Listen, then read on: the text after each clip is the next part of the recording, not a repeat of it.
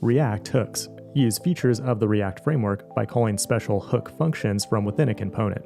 We can build static or dumb components in React by writing functions. However, UI components are often dynamic. They may need to change the state of their data, react to lifecycle events, access elements from the DOM, among many other things. But prior to React version 16.8, developers were required to write classes to take advantage of certain React features. Now you can still use classes in React, but hooks generally provide a more ergonomic way to build components because you can reuse stateful logic without changing your component hierarchy. React has 10 built-in hooks, and you'll understand what every single one of them does by the end of today's video. In addition, you'll learn how to build your own hooks from scratch, to extract your own component logic into reusable functions. If you're new here, like and subscribe, and consider becoming a pro member at Fireship.io to get access to my upcoming next Firebase course. If you're new to React, it's helpful to understand why hooks exist in the first place.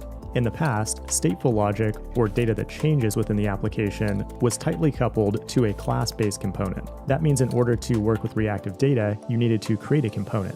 That seems reasonable, but what it led to in reality was a complex tree of nested components. No, don't like that. And this is where I have to admit that I used to really dislike React, because sharing any logic required some frustrating jujitsu like higher order components and render props, which are patterns that have you passing components as arguments to other components. And that just always felt way more complex to me than patterns you find in other frameworks like Angular. Fortunately, hooks changed everything by giving you access to lower level features of React outside of the context of a component. When you work with hooks, you can think of them like low-level primitives of the React framework that give you special abilities that you wouldn't otherwise have in vanilla JavaScript. The hooks themselves are functions which always start with the name of use, because you're using the superpowers of the React framework. Now, before you start using hooks, there's really just one rule you should be aware of, and that's to only call them at the top level of a functional component. They don't work inside of regular JavaScript functions, nested functions, loops, or anything like that. The only exception to this rule is when building your own custom hooks, which we'll look at towards the end of the video.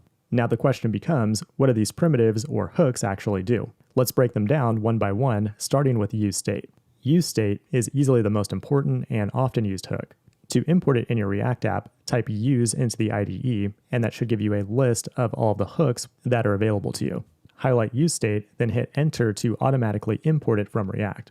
The purpose of useState is to handle reactive data. Any data that changes in the application is called state, and when the state changes, you want React to update the UI so the latest changes are reflected to the end user. The hook takes one optional argument, which is the default state, which we'll go ahead and set to 0. The function then returns an array that contains two values you can use within your component. The reason they're returned in an array is because we can destructure them with JavaScript to easily assign the values to local variables that we can name whatever we want. The first value is the reactive data or state. If we then reference it in the UI and its value changes in the future, React will automatically rebuild the UI to show the latest value. It'll start with a value of 0, our default in the hook, but how do we then change its value in the future? The second element in the array is a setter function. For example, we might listen to the onClick event on the button, and when clicked, we'll call the setCount function to increment the count by 1. If we compare this code to a class-based component, you can see it's far more complex. We need a class to extend a React component, then a constructor to initialize the state, and also notice how we're required to reference the this keyword all over the place. useState, in my opinion, is a much cleaner solution. Now we're ready to tackle the second most important hook, useEffect, which also happens to be one of the most confusing. And in order to understand it, you first need to understand the component lifecycle. Here in our old class component, we're implementing methods to handle different lifecycle events. Here's a simplified breakdown of the component lifecycle. The component is added to the UI or mounted, which can only happen once. Then reactive data on the component can change, or it's updated, which can happen multiple times. Then finally, at some point the component will be removed from the UI or unmounted. Now keep these three lifecycle events or side effects in mind as we talk about the useEffect hook, which allows us to implement logic for all of them from within a single function API. useEffect is a function that takes a function you define as its first argument. React will then run your function or side effect after it has updated the DOM. With the current implementation, it will run this function anytime stateful data changes on the component, That means it'll run once when the component is initialized with the default value, then run again each time the state or count is updated. In most cases, though, you'll likely want more fine-grained control over that behavior. For example, imagine we need to fetch data when the component is first initialized, then update the state asynchronously after the data has been fetched. This code would result in an infinite loop, because every time we do the fetch, we then update the state, which then triggers another fetch, and so on forever. The way we address this is by adding a second argument to useEffect, which is an array of dependencies.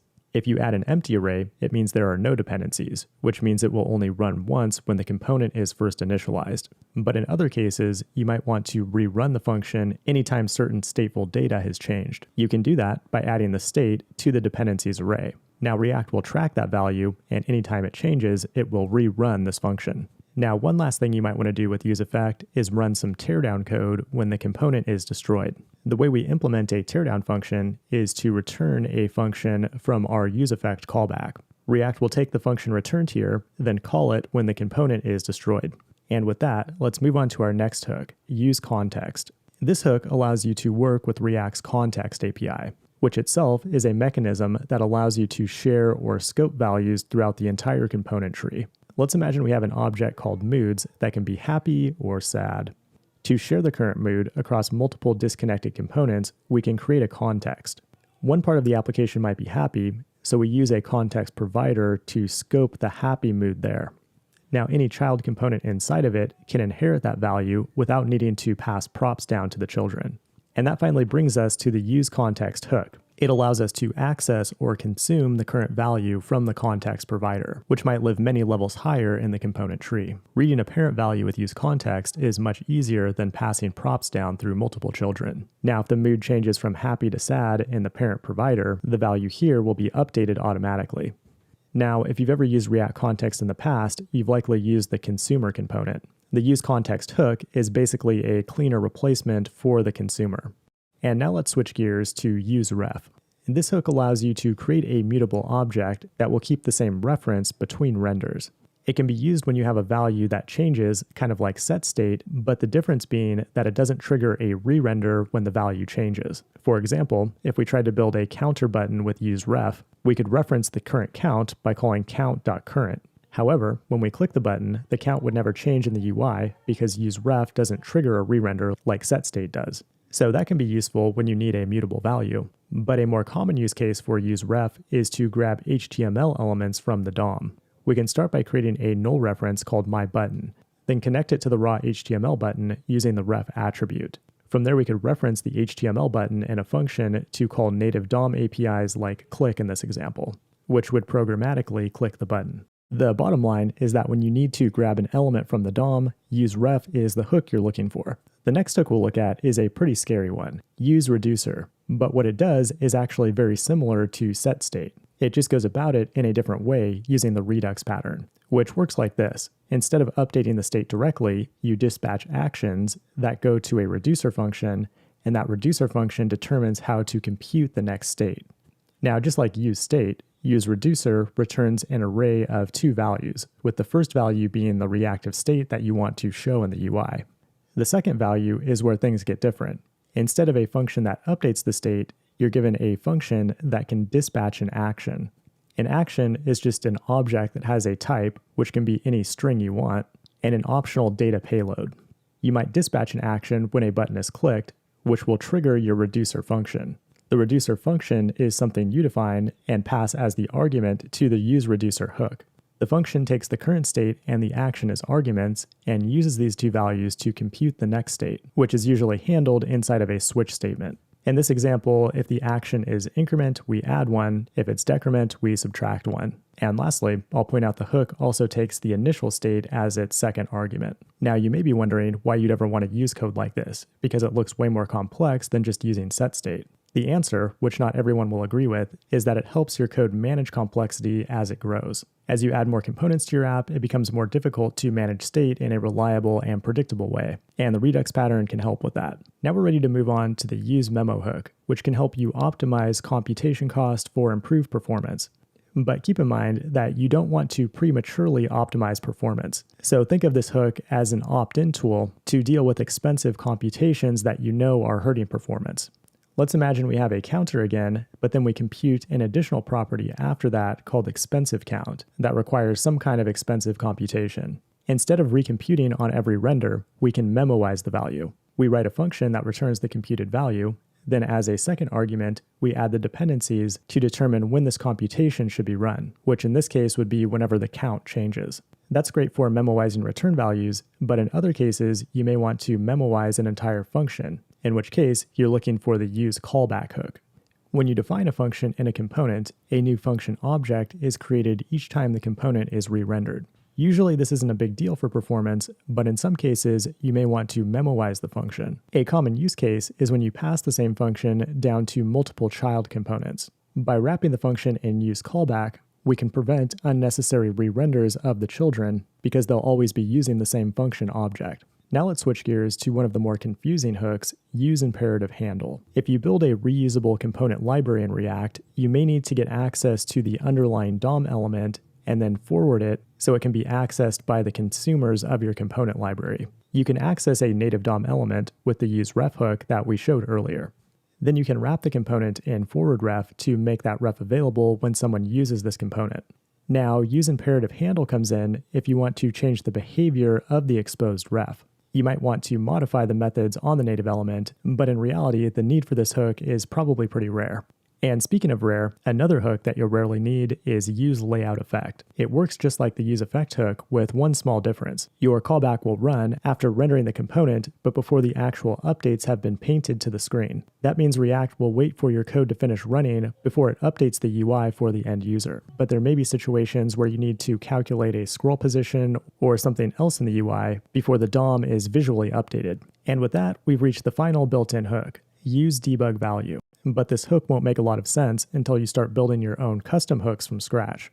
If you pull up your app in the browser, then open React DevTools, you'll notice that every component in the tree will tell you a little bit about the hooks that are defined there. The purpose of use debug value is to make it possible to define your own custom labels here in React DevTools when you start building custom hooks. Let's go ahead and build a custom hook now to see that in action.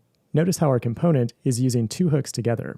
We have useState to define a display name for the user, and then useEffect to fetch that username from the database somewhere. Now let's imagine we have 10 other components that need to implement the same exact logic. The great thing about hooks is that we can easily do that by defining our own function called useDisplayName. It's just a regular JavaScript function that implements the same code we had in our component. The only difference is that we now want to return the display name from this function so we can use it elsewhere in the application. And we can now put it to use in multiple components. One final touch here is to add useDebugValue to our custom hook.